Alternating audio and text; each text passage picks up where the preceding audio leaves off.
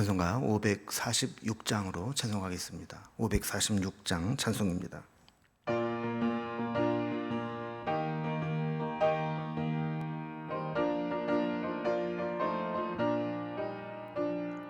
주님 약속하신 말씀 위에서 영원토록 주를 찬송하리라. 소리 높여 주께 영광 돌리며 약속 믿고 굳게 서리라. 굳게 서리, 영원하신 말씀 위에 굳게 서리. 굳게 서리, 그 말씀 위에 굳게 서리라. 주님 약속하신 말씀 위에서 세상 염려 내게 엄습할 때에 용감하게 힘써 싸워 이기며 약속 믿고 굳게 서리라. 굳게 서리, 영원하신 말씀 위에 굳게 서리. 굳게 서리, 그 말씀 위에 굳게 서리라. 주님 약속하신 말씀 위에서 영원하신 주의 사랑 힘입고 성령으로 힘써 싸워 이기며 약속 믿고 굳게 서리라. 굳게 서리, 영원하신 말씀 위에 굳게 서리. 굳게 서리, 그 말씀 위에 굳게 서리라. 주님 약속하신 말씀 위에서 성령 인도하는 대로 행하며 주님 품에 항상 안식 얻으며 약속 믿고 굳게 서리라. 굳게 서리, 영원하신 말씀 위에 굳게 서리. 굳게 서리, 그 말씀 위에 굳게 서리라. 아멘. 오늘 함께 나눌 하나님 말씀은 신약성경 히브리서 6장 9절에서 20절까지 말씀입니다. 히브리서 6장 9절에서 20절까지 신약성경 358면 359면에 있습니다. 이 말씀을 제가 봉독하겠습니다. 사랑하는 자들아, 우리가 이같이 말하나 너희에게는 이보다 더 좋은 것 곧 구원에 속한 것이 있음을 확신하노라. 하나님은 불의하지 아니하사 너희 행위와 그의 이름을 위하여 나타낸 사랑으로 이미 성도를 섬긴 것과 이제도 섬기고 있는 것을 잊어버리지 아니하시느니라. 우리가 간절히 원하는 것은 너희 각 사람이 동일한 부지런함을 나타내어 끝까지 소망의 풍성함에 이르러 게으르지 아니하고 믿음과 오래 참음으로 말미암아 약속들을 기업으로 받는 자들을 본받는 자 되게 하려는 것이니라. 하나님이 아브라함에게 약속하실 때에 가리켜 맹세할 자가 자기보다 더 큰 이가 없으므로 자기를 가리켜 맹세하여 이르시되 내가 반드시 너에게 복주고 복주며 너를 번성하게 하고 번성하게 하리라 하셨더니 그가 이같이 오래 참아 약속을 받았느니라. 사람들은 자기보다 더 큰 자를 가리켜 맹세하나니 맹세는 그들이 다투는 모든 일의 최후 확정이니라. 하나님은 약속을 기업으로 받는 자들에게 그 뜻이 변하지 아니함을 충분히 나타내시려고 그 일을 맹세로 보증하셨나니 이는 하나님이 거짓말을 하실 수 없는 이 두 가지 변하지 못할 사실로 말미암아 앞에 있는 소망을 얻으려고 피난처를 찾는 우리에게 큰 안위를 받게 하려 하심이라. 우리가 이 소망을 가지고 있는 것은 영혼의 닷 같아서 튼튼하고 견고하여 휘장 안에 들어가나니 그리로 앞서 가신 예수께서 멜기세덱의 반차를 따라 영원한 대제사장이 되어 우리를 위하여 들어가셨느니라. 아멘. 우리가 가지고 있는 기독교 신앙의 이 잘못된 개념 중에 하나는 예수만 믿으면 다 끝이다, 이런 생각입니다. 우리가 의롭다 함을 얻고 구원에 이르는 것은 믿음으로 이루어진다라고 하는 이신칭의가 맞는 말이긴 하지만, 이 이신칭의의 의미가 그냥 믿기만 하면 그 이후는 우리가 어떻게 하든 만사 오케이다, 이런 말은 아니라는 것이죠. 오히려 신앙은 우리가 믿고 구원받은 이후에 하나님과의 새로운 관계를 어떻게 지속적으로 이어나갈 것인가, 이것을 강조하고 있습니다. 그래서 오늘 본문은 구원 그 이후의 삶을 강조하고 있는 것입니다. 게으르지 말고 부지런하게 믿음의 인내로 소망을 풍성하게 이루라, 권면을 합니다. 믿음의 조상 아브라함이 어떻게 하나님 주신 약속을 붙잡고 오래 참음으로 그것을 이루었는지를 예로 들면서 우리도 하나님께서 우리에게 주신 약속, 소망, 이것을 굳건히 붙잡고 끝까지 지켜낼 것을 권면하는 것이죠. 이제 오늘 본문의 내용을 단락별로 좀 정리를 해봅니다. 먼저 9절에서 12절까지는 믿음을 가진 성도들에게 믿음과 인내로 소망의 풍성함에 이르도록 지속적으로 우리의 신앙을 중단하지 말 것을 권면합니다. 그리고 13절에서 15절까지는 이 약속을 주신 하나님과 그 하나님의 약속을 오래 참음으로 이루어낸 아브라함의 예를 들어서 설명을 합니다. 그리고 세 번째 단락에서는 하나님의 약속에 대한 설명과 또 그 약속을 우리에게 어떻게 적용할 것인지를 설명하죠. 이제 단락별로 좀 살펴봅니다. 먼저 첫 번째 단락입니다. 믿음을 가진 성도들에게 믿음과 인내로 소망의 풍성함에 이르도록 하라라는 권면입니다. 자, 히브리서의 수신자들은 이미 구원에 이르는 믿음을 가졌다는 것을 전제로 합니다. 그래서 히브리서 저자도 그것을 인정합니다. 그래서 히브리서를 읽게 될 수신자들이 어떤 상태인가를 9절에서 이렇게 설명하죠. 사랑하는 자들아, 우리가 이같이 말하나 너희에게는 이보다 더 좋은 것, 곧 구원에 속한 것이 있음을 확신하노라 그랬습니다. 자, 이보다 더 좋은 것, 구원에 속한 것, 그것이 너희에게 있다. 다시 말하면 구원받은 뭔가 증거가 있다라는 겁니다. 구원받은 증거는 우리의 변화된 모습으로 나타납니다. 이것을 9절에서는 이보다 더 좋은 것, 구원에 속한 것이라고 했는데 그것이 뭔가 10절에 보면 구체적으로 설명이 되어 있습니다. 하나님은 불의하지 아니하사 너희 행위와 그의 이름을 위하여 나타낸 사랑으로 이미 성도를 섬긴 것과 이제도 섬기고 있는 것을 잊어버리지 아니하시느니라 그랬습니다. 당시 이 히브리서를 읽게 될 성도들에게 나타난 구원에 속한 모습은 하나님의 이름으로 나타낸 사랑으로 성도들을 섬긴 것과 지금도 섬기고 있는 모습으로 나타나고 있다는 거예요.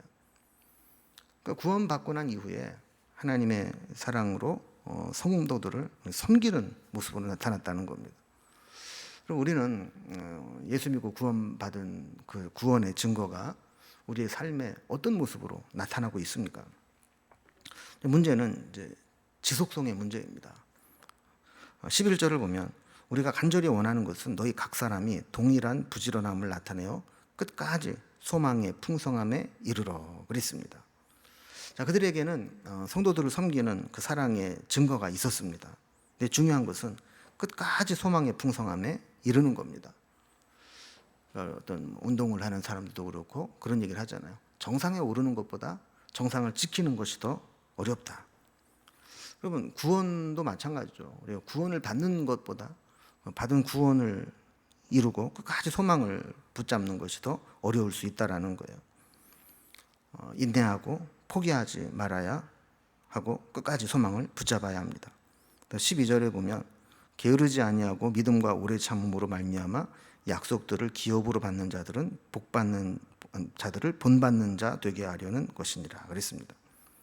히브리서 기자는 지금 한 가지 더 욕심을 내고 있습니다. 히브리서를 받는 성도들이 게으르지 아니하고 믿음과 오래 참음으로 약속들의 기업을 받은 자들의 본이 되기를 원하는 겁니다. 여러분은 누군가에게 믿음의 본이 되고 있습니까? 자녀들에게 본이 되는 부모가 되고 후배들에게 본이 되는 선배가 되고 동료들에게 믿음의 도전이 되는 그런 성도가 되어야 합니다. 이렇게 소망을 지켜서 본이 되기를 바라는 것이죠. 자, 그러면 우리가 믿음과 인내로 소망의 풍성함에 이른다는 것, 그것이 어떤 것인가를 아브라함의 예를 들어 설명합니다. 두 번째 단락을 보면, 두 번째 단락은 하나님은 아브라함에게 약속을 주셨고 아브라함은 그 하나님의 약속을 붙잡고 오래 참음으로 그것을 이루어냈다라는 이야기를 하는 거죠. 자, 아브라함에 대해서도 두 가지로 살펴봐야 됩니다. 하나는 하나님께서 아브라함에게 약속을 주셨다는 것이고, 또 하나는 아브라함이 그 약속을 오래 참음으로 붙잡았다라는 겁니다. 자, 먼저 하나님이 아브라함에게 준 약속에 대해서 살펴보겠습니다. 13절과 14절을 보면, 하나님이 아브라함에게 약속하실 때 가리켜 맹세할 자가 자기보다 더 큰 이가 없으므로 자기를 가리켜 맹세하여 이르되 내가 반드시 너에게 복주고 복주며 너를 번성하게 하고 번성하게 하리라 하셨더니 그랬습니다. 여기 보면 이제 맹세에 대한 이야기를 하면서 하나님은 하나님 이상으로 더 큰 이가 없기 때문에 자신을 가리켜 맹세했다 그래요. 하나님 맹세하시며 주신 약속은 최후의 최종적인 권위를 갖는다라고 이후에 또 나옵니다. 하나님은 아브라함에게 복주고 복주며 번성하고 번성하게 하겠다 하는 약속을 주셨다는 거예요. 그럼 두 번째로 그 약속을 하나님께서 주셨는데 아브라함이 그걸 어떻게 받았느냐? 15절에 보면 그가 이같이 오래 참아 약속을 받았느니라 그랬습니다. 그 말씀에는 모든 것이 축약되어 있고 모든 세월이 축약되어 있어서 그냥 오래 참음으로 약속을 받았다. 이게 간단하게 설명되어 있지만 그의 인생을 이렇게 쭉 보면 그렇게 간단하게 설명할 수 있는 게 아닙니다. 아브라함은 이삭을 주시겠다는 약속을 받은 후에 25년을 기다려야 했습니다. 나이가 들어가면서 상황은 점점 악화됩니다. 아브라함과 사라의 나이가 많아질수록 임신과 출산에 대한 가능성은 점점 희박해지고 불가능에 가까워집니다. 그래서 죽은 자와 방부르게 되었다라고 설명을 하게 되죠.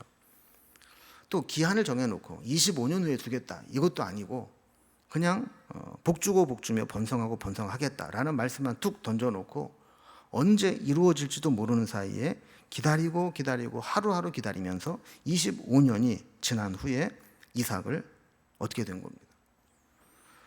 이삭을 낳은 후에도 하나님은 이삭을 번제로 바치라라는 말씀을 하십니다. 근데 아브라함은 그때도 흔들리지 않았습니다.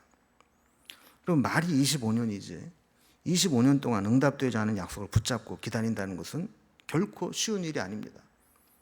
여러분, 우리가 응답되지 않은 기도를 가지고 얼마나 기도할 수 있겠어요? 1년을 기도할 수 있겠습니까? 10년을 기도할 수 있겠습니까? 모든 것이 막 급하게 돌아가고 성격도 급해지고 조급함이 우리 일상이 되어버려서 우리는 금방 기도하고 응답 안 되면 포기해버리기 쉬운데 아브라함은 이렇게 25년을 기약 없이 기다림으로 오래 참아 약속을 받았다라는 겁니다. 결국 그는 믿음의 조상이 되었고 아브라함이 이삭을 낳고 이삭이 야곱을 낳고 야곱의 12아들을 통해서 이스라엘의 12지파의 족장이 되게 하셔서 이스라엘 민족을 이루게 하신 겁니다.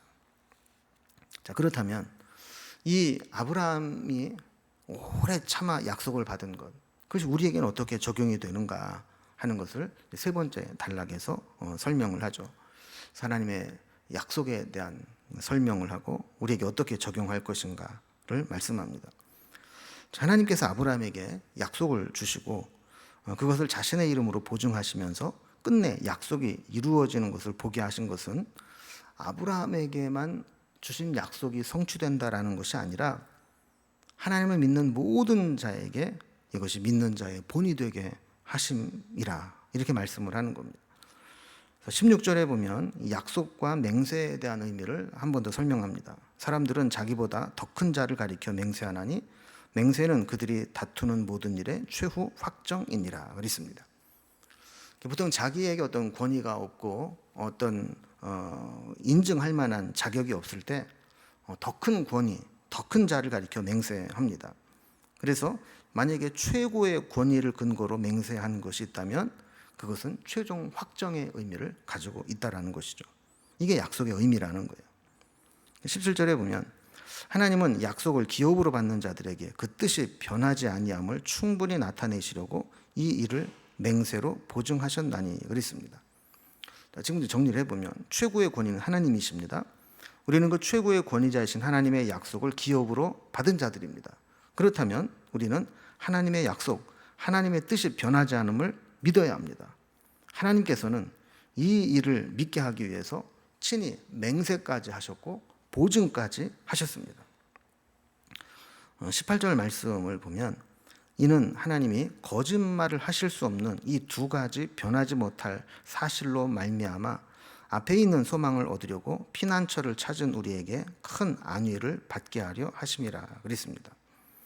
이거 보면 하나님이 거짓말을 할 수 없는 두 가지 변하지 못한 사실이 있다 그래요. 그래서 하나님이 약속하신 것과 약속하신 것을 맹세까지 해서 그것을 보증한 겁니다. 하나님이 약속하셨다는 것은 지키시겠다는 것이고 그 약속에 더불어 그것을 맹세까지 해서 보증했다는 것은 확실하게 지키겠다는 다시는 필요 없는 거짓말이 될 수 없고 약속이 파기될 수 없는 확실한 보증이라는 것이죠. 하나님께서 굳이 우리에게 약속을 하시고 또 맹세까지 하시고 보증까지 하시는 그 이유는 소망을 얻으려고 피난처를 찾은 우리에게 큰 안위를 받게 하려 하심이라 그랬습니다. 그러면 아무리 크고 좋은 약속을 받아도 이 시간이 지나는데도 그것이 성취될 기미가 보이지 않으면 우리는 흔들리게 됩니다. 약속이 정말 이게 이루어지는 건가? 약속이 맞는 건가? 하는 생각을 하게 되죠. 자, 그런데 그때 전화가 와서 우리 약속했지? 지금 가고 있어. 이렇게 응답을 해주거나 또 그 약속한 것에 대해서 다시 한번 맹세까지 하면서 보증을 해주게 되면 우리는 그 약속이 성취될 때까지 믿고 기다릴 수 있는 힘을 얻게 됩니다. 그러니까 아브라함에게도 하나님은 아브라함이 믿음이 흔들리고 다른 것들을 바라보게 될 때 말씀으로 다시 약속을 보증하셨고 흔들리는 믿음을 붙잡아 주시는 사역들을 해 오셨습니다. 이것은 우리에게도 마찬가지입니다. 우리가 하나님의 약속하신 것에 소망을 두고 살아갈 때 우리 역시 우리가 생각했던 시간 안에 약속이 성취되지 않으면 우리가 흔들릴 수밖에 없는 존재라는 것을 하나님은 잘 아십니다.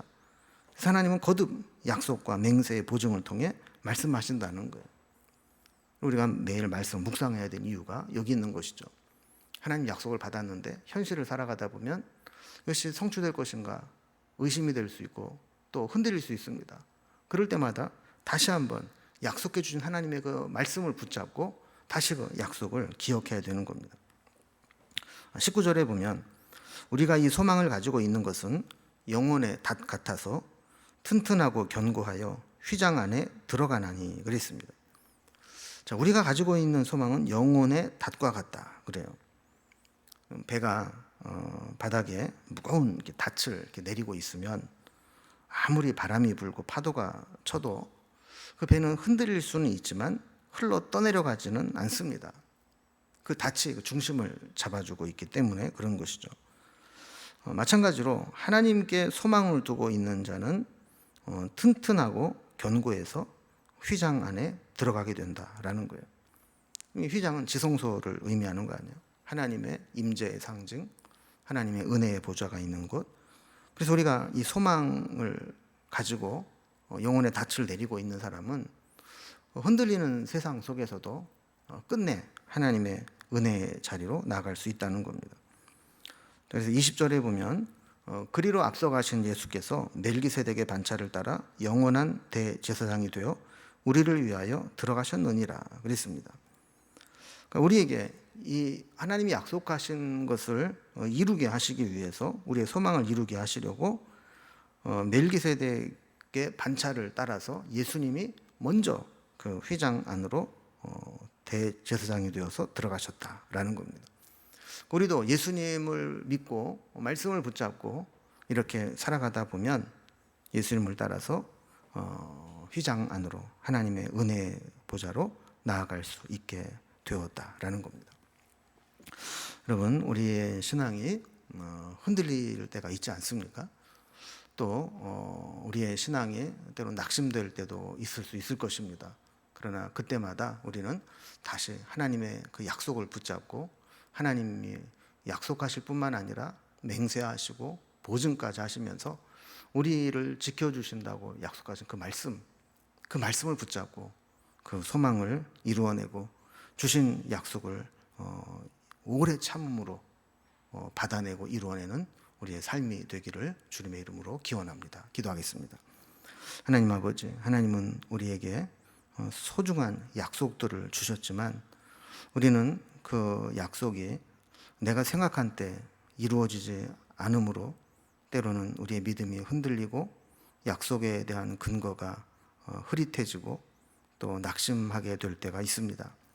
그러나 아브라함이 보이지 않는 가운데서 아무런 증거가 없는 가운데서 25년을 오랫도록 참음으로 그 약속을 받아낸 것처럼 우리도 끝까지 포기하지 않고 소망 가운데 영혼의 닻을 주께 내리고 하나님 주신 약속을 이룰 때까지 믿음으로 참고 견뎌내는 삶을 살아가게 하여 주시옵소서. 그래서 마지막에는 휘장 안에 들어가 은혜의 보좌 앞에 나아가 하나님이 우리에게 예비하신 은혜와 축복이 무엇인가를 우리가 맛보고 확인할 수 있도록 우리의 믿음을 끝까지 붙잡아 주시옵소서. 날마다 우리의 삶을 주님께 붙들어 매기를 소망하며 예수님의 이름으로 기도드리옵나이다. 아멘. 이제 각자의 기도 제목들로 자유롭게 기도하시겠습니다.